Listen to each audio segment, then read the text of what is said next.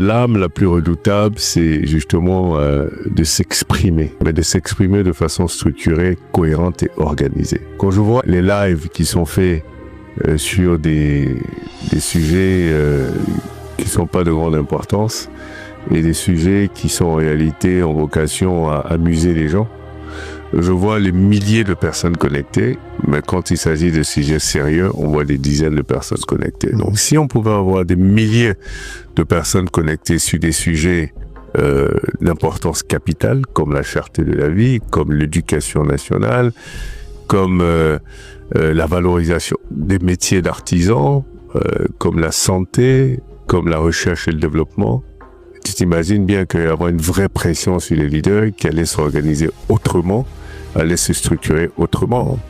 Mais s'ils voient qu'il y a 10 personnes qui assistent à des lives qui parlent d'éducation, bah, ils sont tranquilles.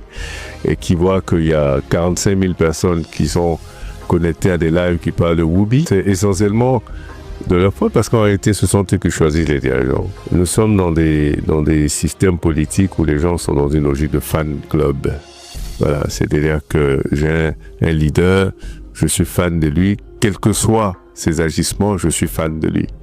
Donc, parce que si je montre que je suis plus fan de lui, ça voudra dire que je donne l'opportunité à ceux qui sont contre lui de se dresser contre lui. Ça ne veut absolument rien dire parce que les actions qu'il ne prend pas t'affectent autant que ça affecte les autres. Exactement. Voilà, ça ne distingue pas, la pauvreté ne distingue pas les couleurs politiques, ça affecte tout le monde de la même façon.